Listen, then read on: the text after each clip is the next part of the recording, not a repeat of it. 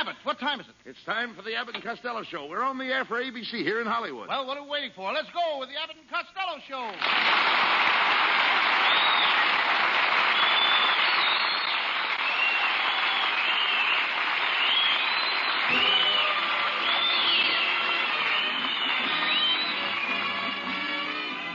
Yes, it's the Abbott and Costello Show, produced and transcribed in Hollywood for your listening and laughing pleasure with chuckles with a carload and music by Matty Malnick. So hold on to your chairs, folks, for here they are, Bud Abbott and Lou Costello.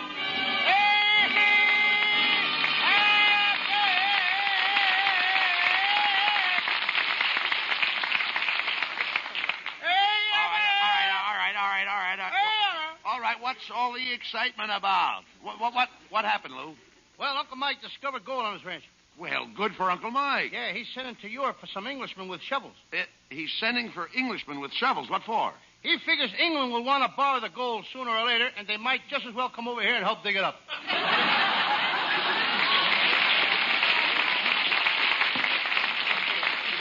Oh, let's face it, Costello. Your Uncle Mike is a moron. Oh, no, he's not. No? He's going to be a great scientist someday. Right now, he's working on a new insecticide. He is? Yes. Last week, he got out his notebooks and locked himself in his laboratory with 10,000 mosquitoes. He released the mosquitoes and was going to write down the mosquitoes' behavior. And what did he write? Nothing. He was so busy scratching, he didn't have time to write.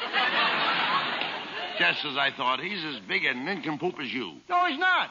Right now, he's crossing a rubber plant with a banana. And what does he expect to get? A girdle you can slide into.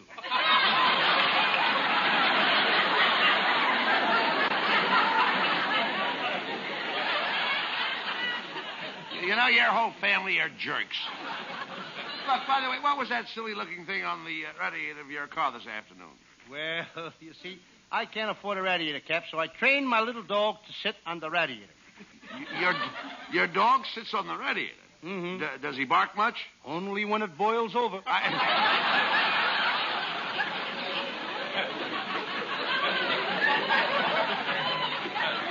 gotta leave you now, Abbott.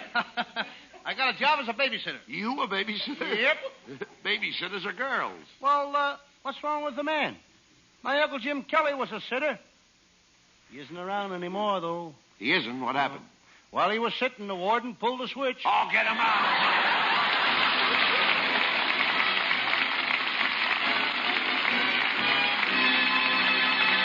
And there'll be much more of that terrific Abbott and Costello humor in a few seconds.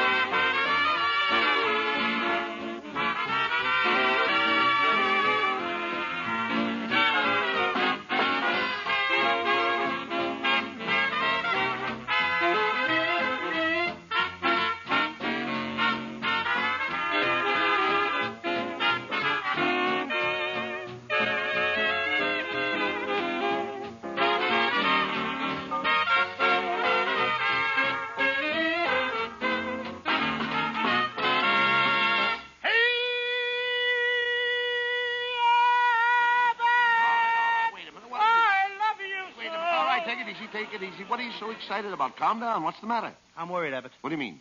My Aunt May is in terrible shape. Well, what's the matter with her? She's got hallucinations. She thinks she's a taxicab.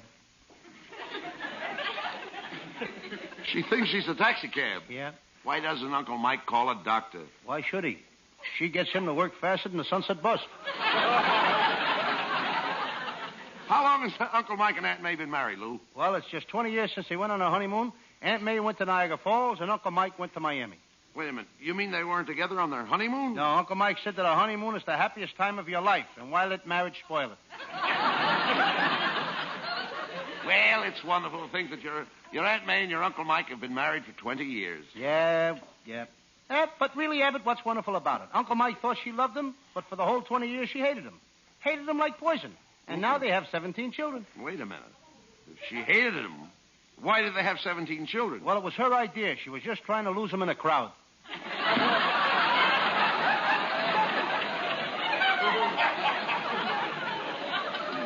Is that mean to him, Lou? Well, she beats him up all the time. He wouldn't mind it if it wasn't for the children. The children? Yeah, they beat him, too. He must be really henpecked. Yes, he is. She tries to keep him in the house every night. Saturday, when he started to take his bath, she put 6 boxes of Jell-O in the tub so he'd get stuck. Luckily, it was raspberry, and he ate his way out.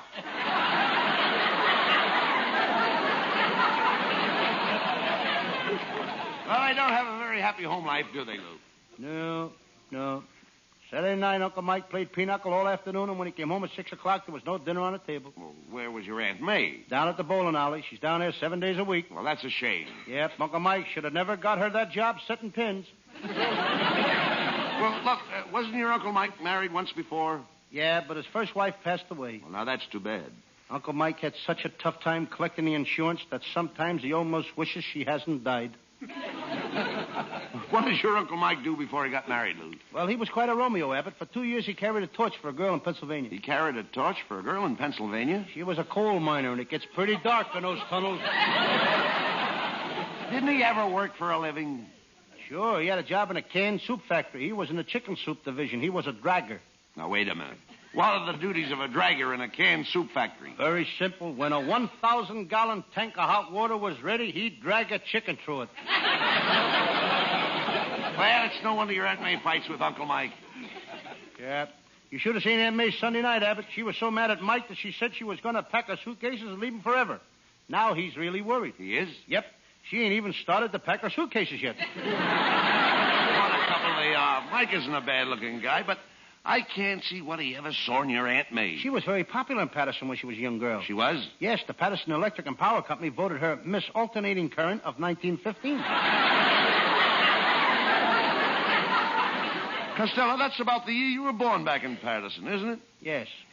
I'm Patterson's favorite son. What do you mean? Just last week, the people of Patterson erected a statue in the very spot where I was born. The spot where you were born, where was that? Right in the middle of the Greyhound bus depot.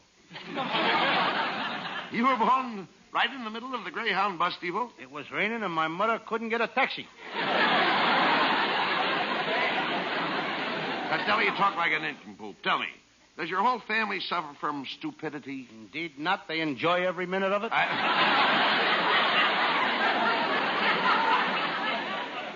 Hey there, Costello. I want to talk to you. Mister, do I owe you any money? No. Mm-hmm. Did I ever give you a tip on any of my horses? No. Have you got a red-headed sister in Chicago? No. Okay, go ahead and talk to me.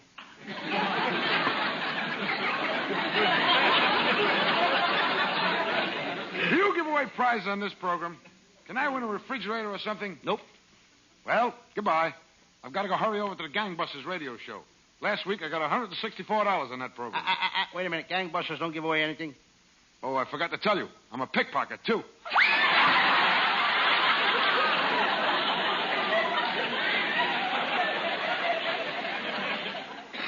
Now I know where I saw that guy, Abbott. It was the 30th anniversary party. Yours.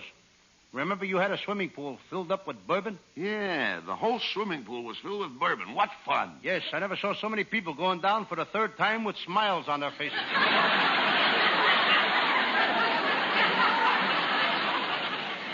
Well, never mind that. The whole town is talking about my anniversary party. Didn't my wife Betty look beautiful? I'm very proud of my wife. Every man in town was fighting over her, but I got her. Abbott, you didn't fight hard enough. My wife is a beautiful woman. She hasn't got a wrinkle in her face. She hasn't, huh? Then what are those things? Dents? Costello, you know nothing about women. I don't even know why I even discussed the subject of women with you. Well, it's not my fault, Abbott. I led a very sheltered life. Then I met a lovely little redhead, and I learned about women from her. You did? I'll never forget our first date. We sat on the riverbank in the moonlight. She moved closer to me, then I moved closer to her. Then the moon went behind a cloud. Then it happened. What? She let me tighten the string on her ukulele. Didn't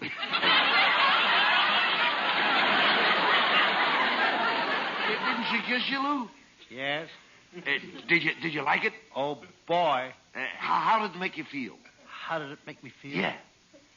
Did you ever stand on a hot buttered waffle and have somebody pour maple syrup down your spine?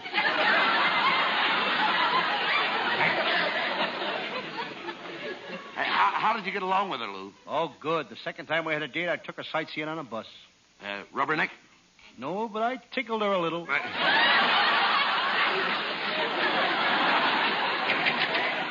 Hello, boys. Hey, look, Costello, it's our secretary, Viola Vaughn. Well, Viola Vaughn. That's my line, Lou. Take it. Well, Viola Vaughn. I understand you bought a new car. How do you like driving in California? Well, it would be. That's it yours. would be. Go ahead.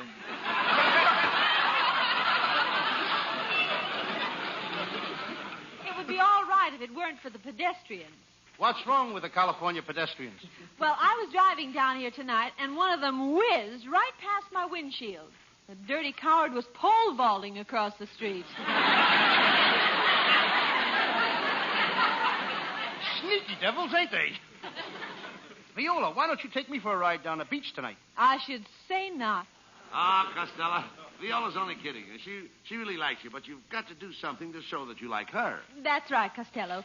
Do something brave. Do something brave? Uh-huh. I know what I'll do. I'll join the army and help fight the British. But we're not fighting the British. That's all the better. That way nobody can get hurt.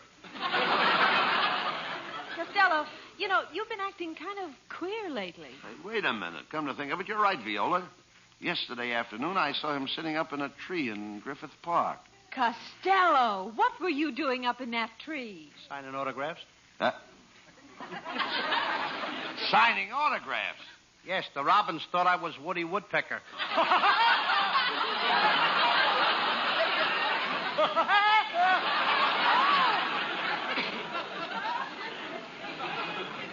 Costello, here's another thing. Why do you always carry an umbrella on your arm? Why don't you get a girl on your arm? You know, a girl is much nicer than an umbrella. Oh, I don't know, kiddo. When you're through with a girl, can you fold her up and hang her in a closet?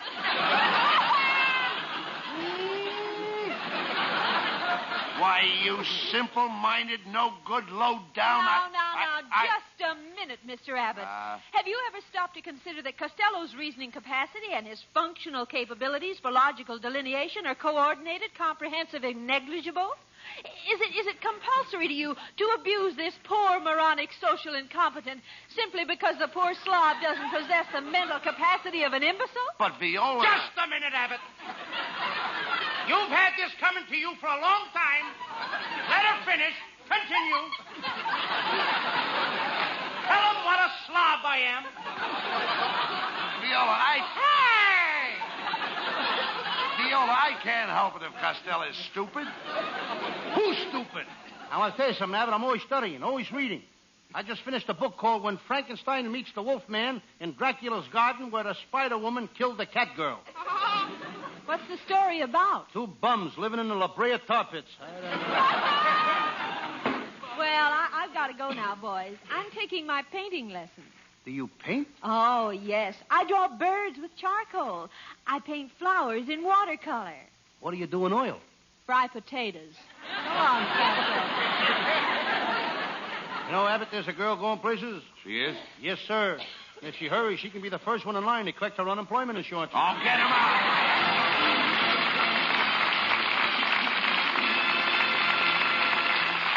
Now, while we take a 60-second intermission, we'd like you to consider this.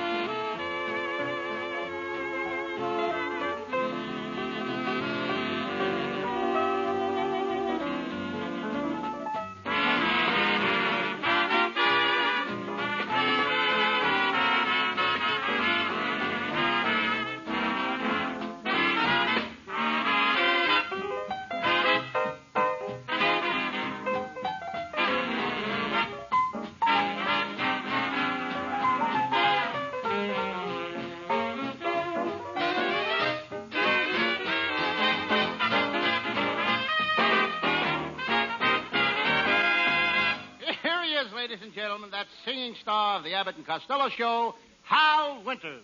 I'd like to sing a song that belongs to the month of January as much as White Christmas belongs to December.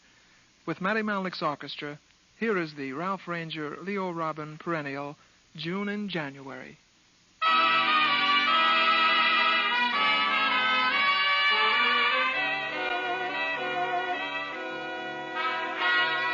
It's June in January because I'm in love. It always is spring in my heart with you in my arms. The snow is just white blossoms that fall from above. And here is the reason, my dear, your magical charms. The night is cold, the trees are bare, but I can feel the scent of roses in the air. It's June in January because I'm in love, but only because I'm in love with you. The night is cold, the trees are bare,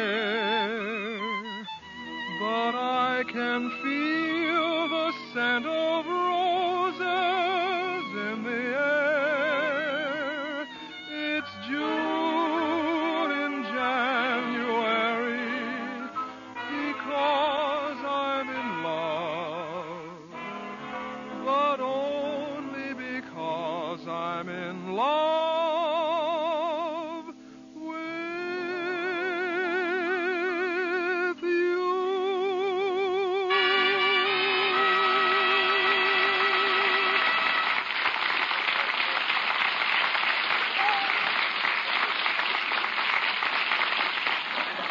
Hey, Abbott. I just made an important discovery. I think I can safely announce that Governor Dewey will run for president in 1952. Oh, what makes you think that? He just started taking piano lessons.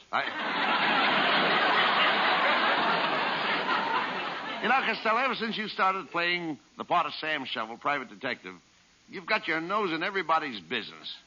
You've been as busy as an ant. Ants are busy. Certainly. Then why are they always going to picnics?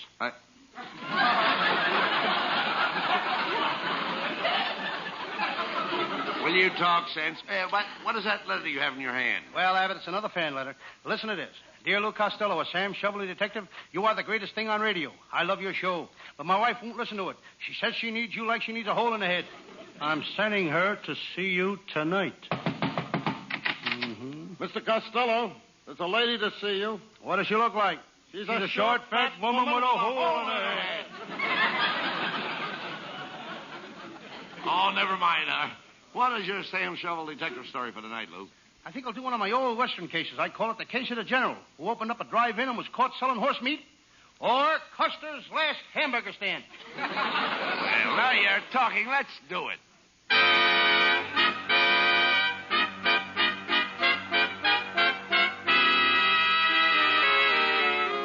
I'm Sam Shovel, private detective. I remember my first case. Three-eyed Maxie the murderer. He had three eyes. He was the only man in the world with 20/20/20 vision. And there was my second case. Terrible Tony, the toughest gangster in Los Angeles. He was a bronze giant with muscles of steel and an iron fist. I had to shoot him. May he rust in peace.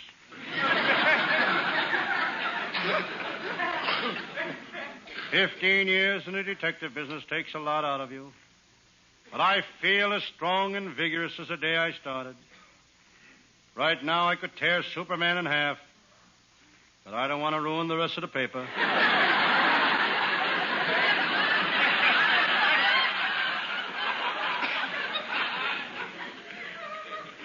I feel kind of thirsty. I go to the sink. This Los Angeles water is getting harder every day.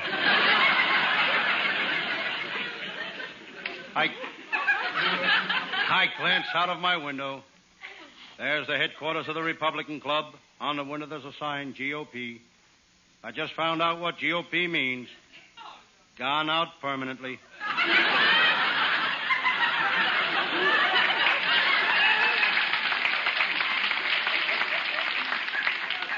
I look down at my desk. There's my new wristwatch.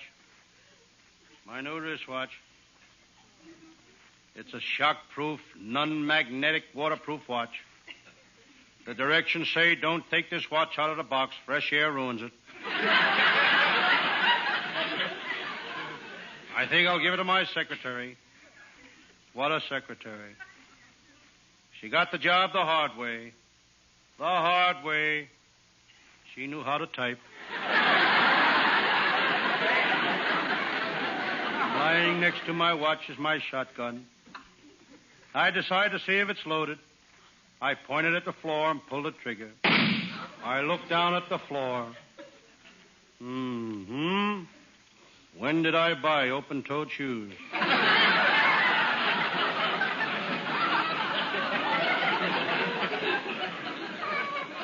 I reach in my coat pocket. Here's a wallet I found last night. I hope I can find the owner. A check. I check to see what's in the wallet. Here's a card. If found, return to Mr. Nichols. Del Mar Hotel. Here's a driver's license issued to Mr. Nichols, Del Mar Hotel. Here's a birth certificate with the name Nichols. Here's the pink slip for a new Hudson sedan issued to Mr. Nichols, Del Mar Hotel. Well, here's $600 in cash. Looks like I'll have to keep the money. Serves that guy right. He should carry some identification.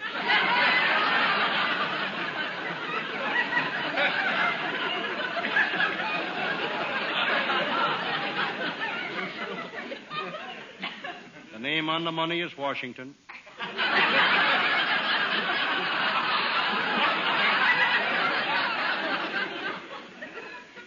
Now, let me see. Oh, yes. It's about time for my pal, Lieutenant Abbott of the Homicide Squad, to show up. Abbott had a pretty tough week chasing crooks. Monday night he was held up on Main Street. Tuesday night he was held up on Broadway. Wednesday night he was held up on Sunset Boulevard. If Abbott would stay out of those saloons, he wouldn't need anybody to hold him up.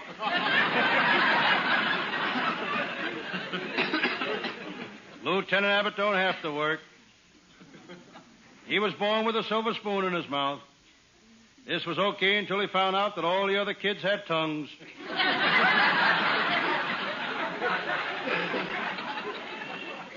It's not easy to be born with a silver spoon in your mouth. Up to the time Abbott was 19, all he could say was Rogers Brothers, 1847.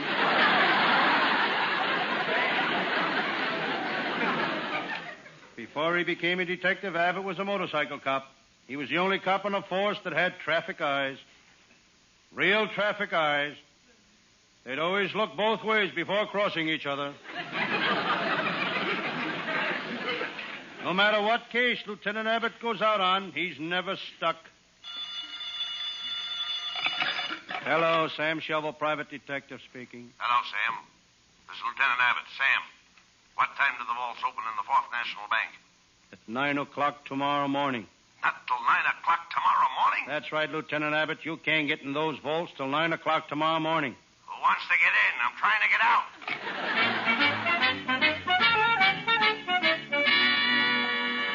Suddenly, my door opened.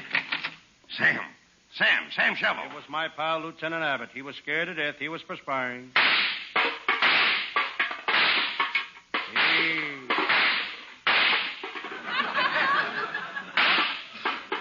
He was sweating bullets.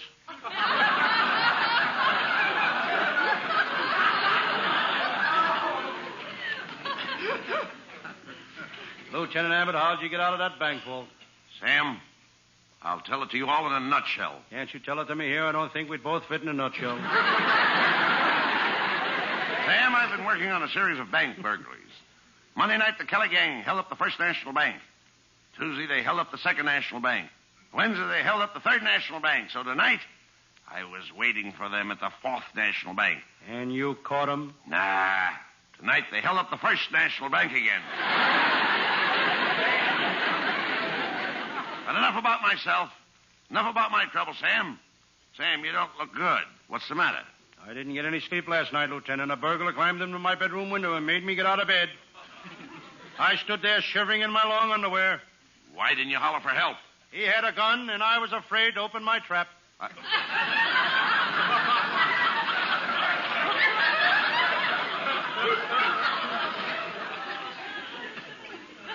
After the burglar left, I still couldn't get any sleep. I was worried about my brother Pat. He kept poking his head into my room. Well, lots of guys poke their heads into their brothers' rooms. On the end of a stick?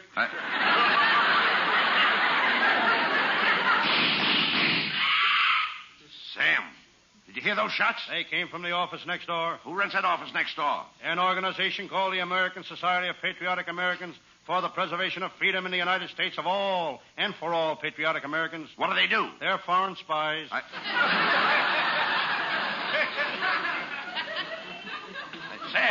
Sam, look. There's the guy that did the shooting. He's coming in here. He's got a gun. So this is the place I've been looking for, eh? Where's Sam Shovel, the private detective? What do you want with him? I'm going to kill him.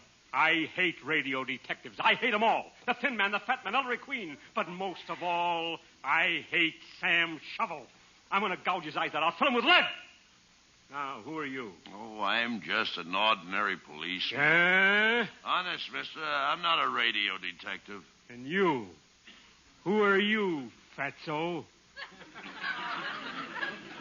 Well, I'm, I'm the... Don't stand there, Rabbit. Hand me my cookbook. Cookbook? Who are you? Don't you recognize me? Mary Margaret McBride. Oh, so you're the one that gives out those recipes, huh? Mm-hmm. Well, if there's anything I hate worse than radio detectives, it's those recipe programs. I'll kill them all. I'll tear them like a hair.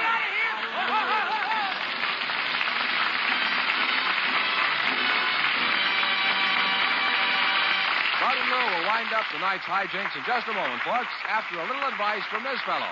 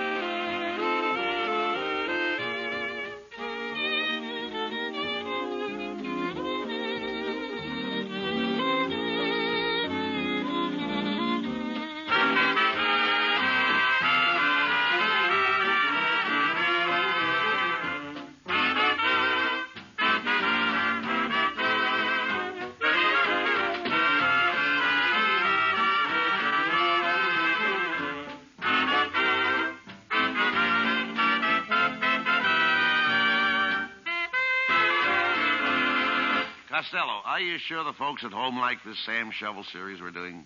Oh, certainly, Abbott. Listen to this letter. Dear Lou Costello, other radio detectives get you to listen, expecting something big on their shows. Then in the end, they have nothing. You never disappoint the listener. You have nothing right from the start.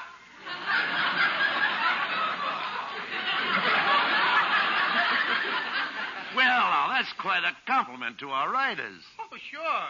And I'm glad they heard that fan letter, folks, because our writing staff is headed by Eddie Foreman with Paul Collin, Pat Costello, Martin Ragaway, and Leonard Stern. And our producer is Charles Vander. See you all next Thursday. Good night, folks. Good night, everybody. Good night, everybody. It's Titus from New Jersey. Good night, everybody, all over the world.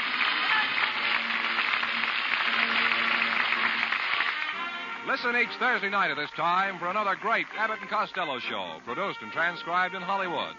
Be sure to stay tuned for the outstanding entertainment which follows throughout the evening on this ABC station.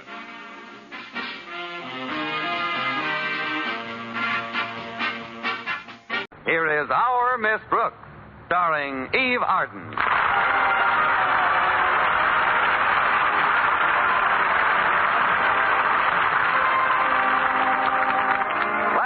Friday was Student Government Day, a day upon which the entire administration of the city is handed over to high school pupils who have been elected by their classmates. Well, ordinarily, our Miss Brooks, who teaches English at Madison High School, would have very little to do with this event. But unfortunately, Miss Johnson, the civics teacher, took ill on Thursday, and our principal, Mr. Conklin, suggested that I take over her class. Of course, I didn't have to accept the assignment. I just figured that teaching is better than being totally unemployed. In some states, it's better. At any rate, I conducted Miss Johnson's civics class on Thursday, and on the subject, what would I do if I held public office, the class and I had quite a spirited discussion. And in view of later developments, I'm sorry I didn't listen. But Friday morning finally rolled around, and the entire student body and faculty gathered in the assembly hall to hear Mr. Conklin officially proclaim it Student Government Day. Mr. Boynton, my bashful biologist, was sitting in the front row, and accidentally, with the aid of two bloodhounds, I found myself sitting right next to him.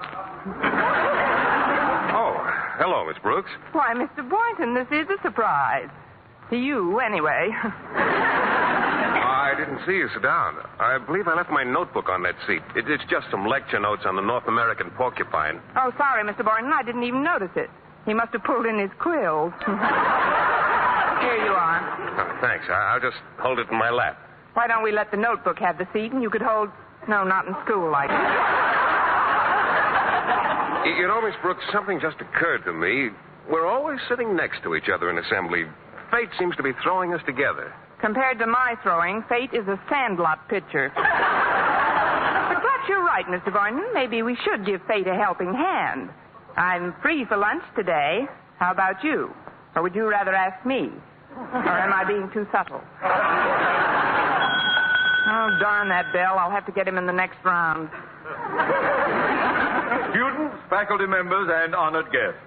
First of all, as your principal, I would like to announce that because this is Student Government Day, school will be suspended.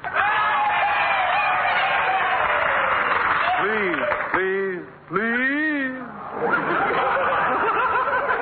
I sympathize with your disappointment. As you know, Student Government Day has been tried successfully in many other communities, and I have always been ready to experiment in any progressive plan to foster good citizenship.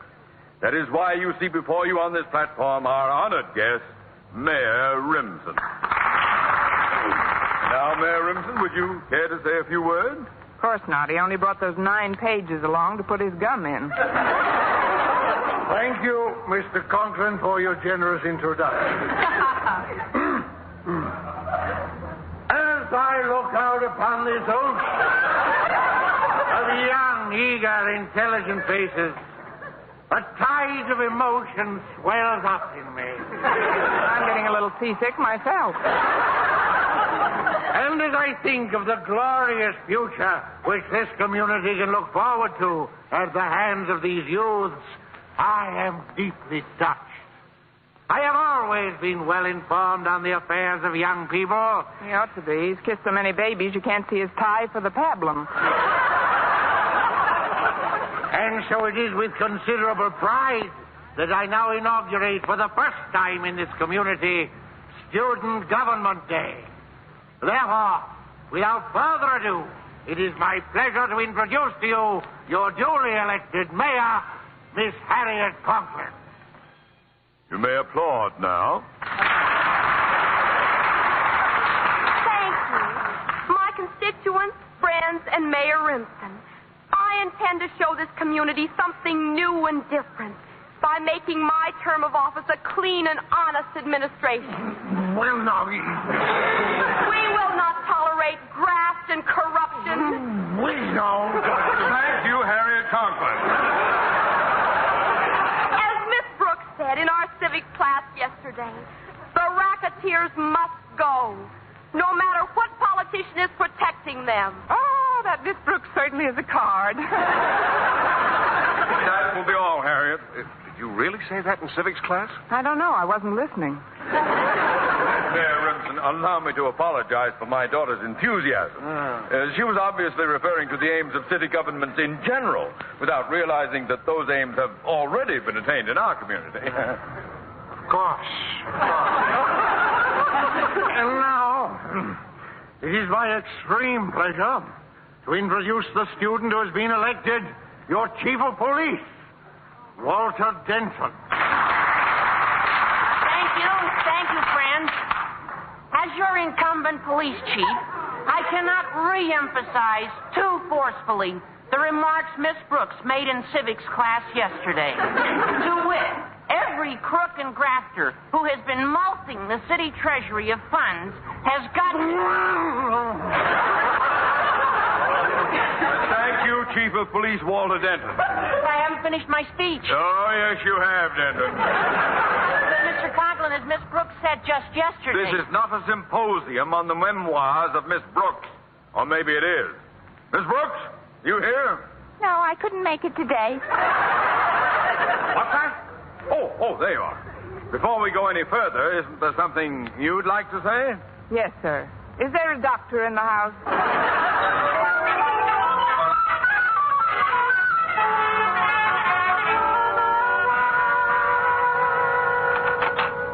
You sent for me, Mr. Conklin? Yes, Miss Brooks, I did. In spite of my abject apologies, Mayor Rimson left here in a very ugly mood. Now, Miss Brooks, just what happened in civics class yesterday? Well, we had an open discussion, and somebody opened it wider than I realized.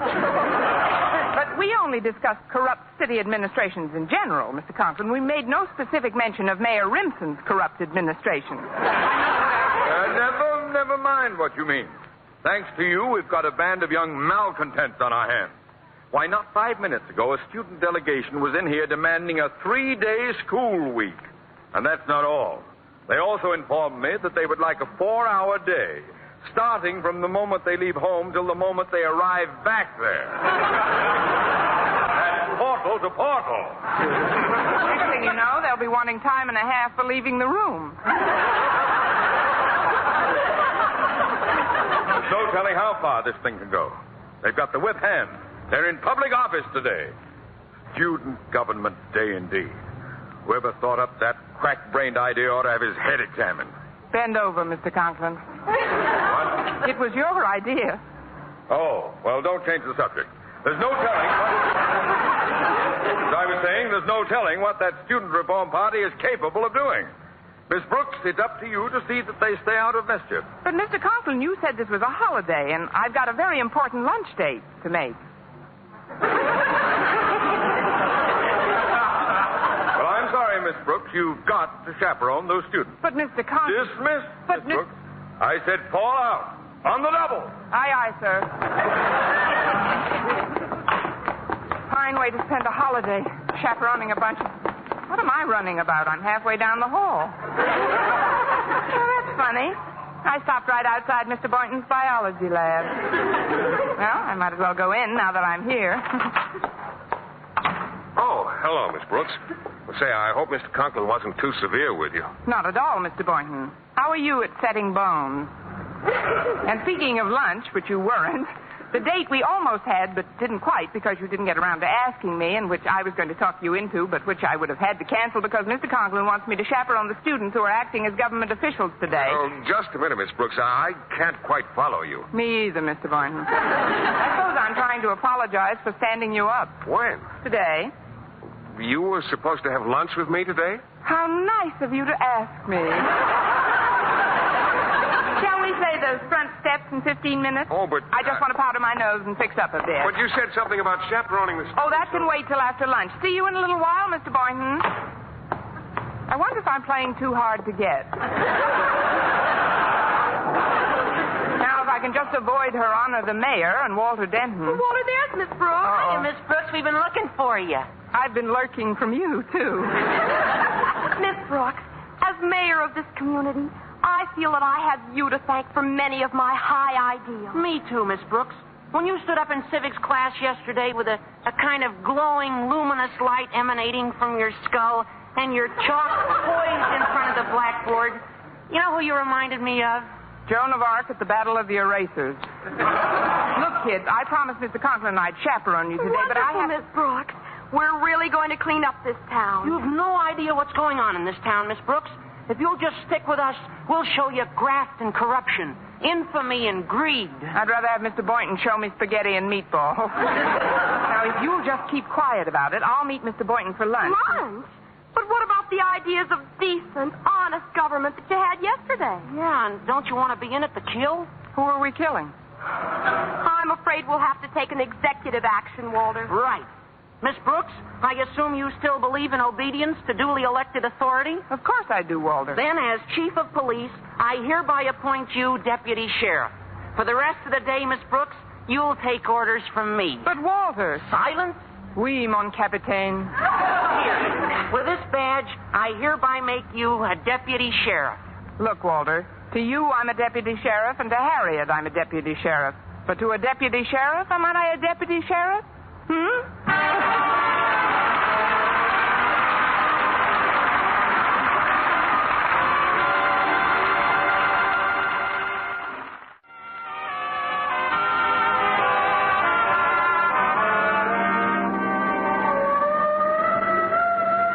better pull over, Walter. Why, Miss Brooks? Oh, the siren. No, that's on our car. I put it on this morning.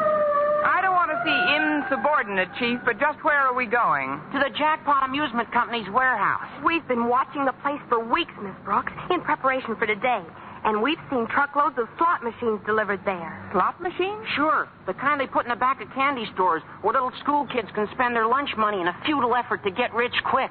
You know, where you pull a lever and try to hit as many bumpers as possible. Oh, the game I play in my car. Bad. It's the one-armed bandits that keep the kids broke. Oh, they're all fixed. Fixed? Sure. If a machine pays back more than 5 cents on the dollar, they break its arm. Here we are, the Jackpot Amusement Company. What are we going to do here? We're going to raid the place. We three? No, there's another bunch of kids coming any minute. You see, the fire commissioner had to go home and change his pants. He tore him sliding down the pole at the firehouse. Well, are you all ready, men? Speaking for some of us men, no. Now, when I blow my police whistle, we'll charge. Sorry, I don't have an account here. Let's go. I'm with you, Walter. Oh, now, Walter, Harriet, listen. Let's go to a movie. Open up in the name of the law. Are you going to open up, or do we have to break it in? Walter, please. Stand in back of Miss Brooks, Harriet. Oh, fine. Now they're going to use me for a battering ram. What's going on out here? Trick or treat. What's that? Are you one of the employees of the Jackpot Amusement Company? What if I am? You're under arrest. What? Miss Brooks, you're a deputy sheriff. Arrest this man. Pull over to the curb, bud. Look, lady, I'm a busy man. Why don't you just take your kids over to the playground and shove them down a sharp slide? Now beat it. Oh, resisting arrest, eh? This may go hard with you, my good man. What's going on here? Who blew the police whistle? I did. Officer, arrest this man. What did he do? He tried to get fresh with you, lady. No, and that's the story of my life. And what do you want him arrested for? Yours not to reason why. As your chief of police, I gave an order. Your duty is to obey. How does that go again, Sonny? You heard him, officer. As mayor, I decree that you arrest this individual. Now, let me get this straight. You're the mayor, and he's the chief of police. Ah. Who are you, lady? I'm Joan of Arc, and stop breathing on my armor. I do not wish to be rude, but I have to go in now. You see, I am Little Miss Muffet, and I have to go sit on my tuffet for a while. This is your last chance, officer. Arrest that man in there, or tomorrow you'll be pounding a beat in a swamp. Oh, pounding a beat in a swamp, is it? Do you realize this is insubordination? Oh, insubordination, is it? You've just got to arrest that man. Oh, arrest that man, is it? This is getting monotonous, was it? Look, folks, why don't you all run along and we'll forget about the whole thing? Oh, that settles it. Miss Brooks, arrest this policeman. Arrest this policeman, is it? Now, don't start that again. Will you go quietly, or do I have to use the bracelet? Take it easy, lady. We'll settle this in a minute. That doesn't frighten anybody. I got one of those, too. Good for you, Sonny. Some people don't seem to be familiar with the Constitution of the United States, which says, we, the people of the United States of America, for that matter, the in order to Declaration form of a more Independence, perfect union, establish justice. Little Jack Horner sat in the corner eating his Christmas pie. He stuck in his thumb and pulled out a plum, and along came the Black Mariah.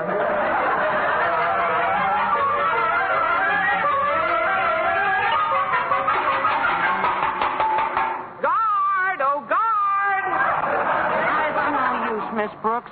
He won't even listen to us. Let me call him. After all, I'm still mayor. Fine mayor. She's been in office 6 hours and the whole administration's up the river. As much your fault as mine. You and your police whistle. Now, don't start bickering, children. Maybe if we behave ourselves, they'll make us trustees. Hello out there. Oh, guard. Jailer. Turnkey. Shut up! My, what ill-bred screws.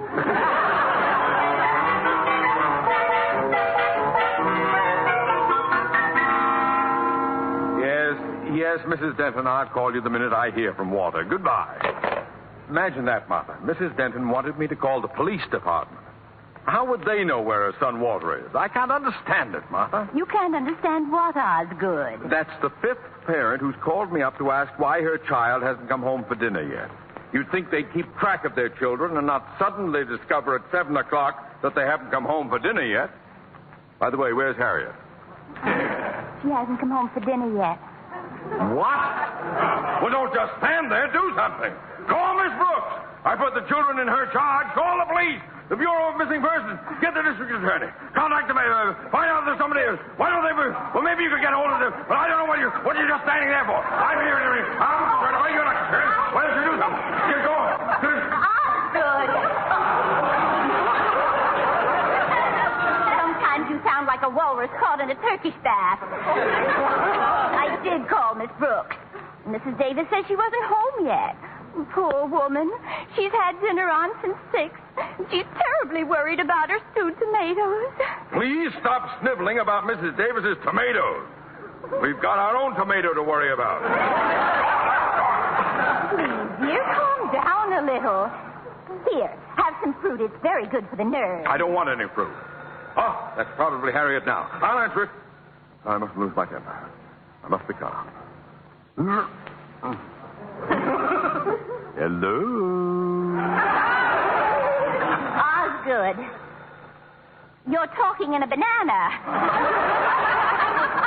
No wonder with the house all cluttered up with fruit bowls. Hello? That you, Harriet? No, Osgood. This is Margaret Davis. Oh. I've just had a call from Miss Brooks. You have? Yes, Osgood. Harriet, Walter Denton, and several of the other students are with her. Oh, well, thank heaven. Tell me, Margaret, where are the children and Miss Brooks? They're in jail, Osgood.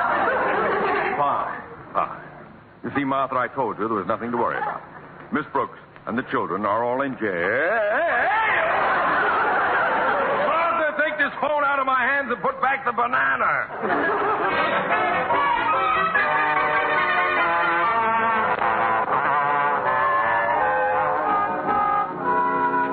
Here are the prisoners, young fella. You may talk with them, but don't try to pass anything through the bar. Oh, thank you. Where's Mr. Boynton? Hi, Mr. Boynton. We've been framed. About that luncheon date, I don't think I can make it. What is all this, Miss Brooks? Haven't you heard? We're celebrating Student Convict Day. We were only doing our duty as public servants. But Mayor Rimson must have forgotten to notify any of the other authorities. Yeah, we raided some racketeers, and the next thing we knew, we were in the pie wagon. Well, they have no right to hold you here. Oh, officer. Officer. What is it now? There's been a mistake. Please open this cell and let these people out of here. Oh, let these people out of here, is it? Well, yes, it just happens that I've had quite a bit of legal training in addition to my biological background, and I can tell you that you have no legal basis upon which to hold them any longer. Good for you, Mr. Boynton. That's telling him, Mr. B. And furthermore, I'm sure you don't want to get into any trouble. Oh, I don't I? Tell him you'll have him pounding a beet in the swamp. If you persist in this belligerent attitude, you're liable to be pounding a beet in a swamp. That's done it. I knew you'd see it my way. At last, Mr. Boynton, just you and I and the children. absurd. I don't belong in this cell. Now, behave yourself, or I'll put you in solitary. Oh, there you are, Connie. Why, it's Mrs. Davis. I would have been here sooner, but I just had to stop at the mass meeting. What mass meeting, Mrs. Davis? Oh, Mr. Boynton is with you. How nice. Please, Mrs. Davis, we've got to get out of here now. If you'll only... Everybody in town was there, Connie. And I told them what you said to me on the phone about Student Government Day being run all wrong. Good for you, Mrs. Davis. Now maybe we'll get some action. Where's the Brooks cell? The line forms on your left. I also told those parents how you said that if you had been running Student Government Day instead of Mr. Conklin, there wouldn't have been so much dunderheaded bumbling. Bumbling? Oh, hello, Osgood. We were just talking about you. Anybody want to buy a used teacher's license? Well, I guess I'll be running along. Now that Mr. Conklin's here, I'm sure there's nothing further to worry about. Miss Brooks, how could you put... Why did you have to... When were you... Oh, please, Mr. Conklin, remember your blood pressure. It wasn't Miss Brooks' fault, Daddy. Don't blame her. And you, Harry, in prison. How could you do this to me? My own flesh and blood. If you've got his blood, Harriet, you better watch your pressure, too. Quiet, gentlemen. Miss Brooks, my painful duty to inform you that you are under suspension for conduct unbecoming a teacher. Have you anything to say in your own defense? Yes, Your Honor. I'd like a new trial. On what ground? On the grounds that I'm not doing so well in this one. We'll discuss that at the proper time. Meanwhile, you children remain here in Mr. Boynton's charge until I can arrange to have... Mr. Boynton? Hello, Mr. Conklin. What in the world are you doing here? I'm just visiting, Mr. Conklin. One of those guests you just can't get rid of. Well, we'll see all about this. I'm going straight to Mayor Remsen's office. I'll handle this matter personally. But what'll I do in the meantime? With a little luck, 30 days.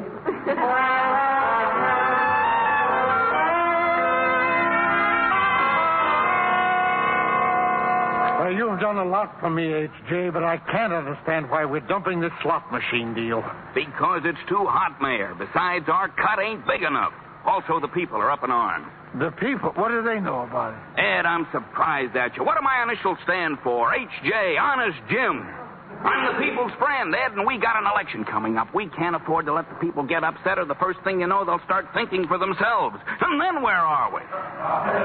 Okay, Jim, okay. I'll have the jackpot company get rid of those machines right away. No, I've got a better idea. Ed, you're going to make yourself a hero with every parent in this community. Huh? You're going to let the kids do this job, the kids who were elected to public office for this one day. Wonderful, Jim, wonderful. I'll call all my department heads, and I'll tell them the students holding office that I have complete authority. Fine, Ed. It's democracy in action. That's what it is. Yes, sir, democracy in action. And Mayor Remsen is solidly behind it. Until after election.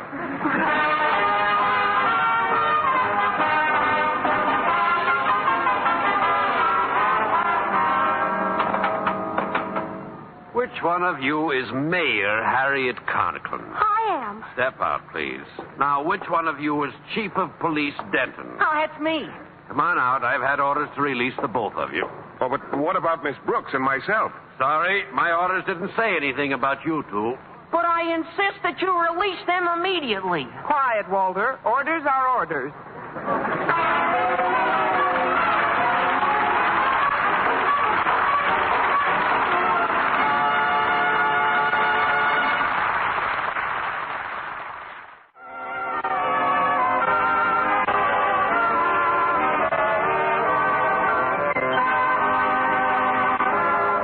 And now, once again, here is our Miss Brooks.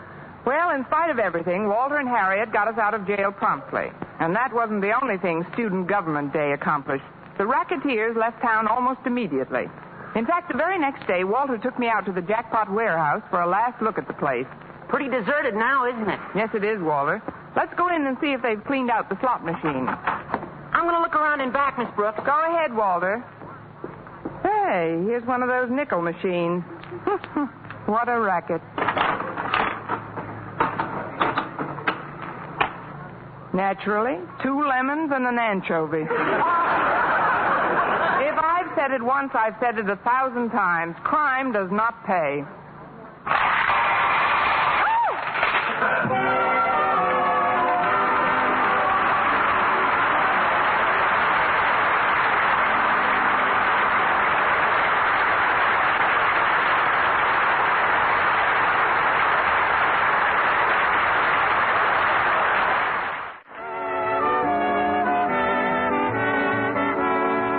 Brooks, starring Eve Arden, was produced and directed by Larry Burns, written by Arthur Alsberg and Al Lewis, with the music of Lud Bluskin.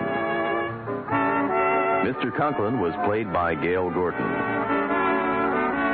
This program came to you from the Frankfurt studios of the American Forces Network Europe and was prepared for rebroadcast over this network by specialist Ed Barron.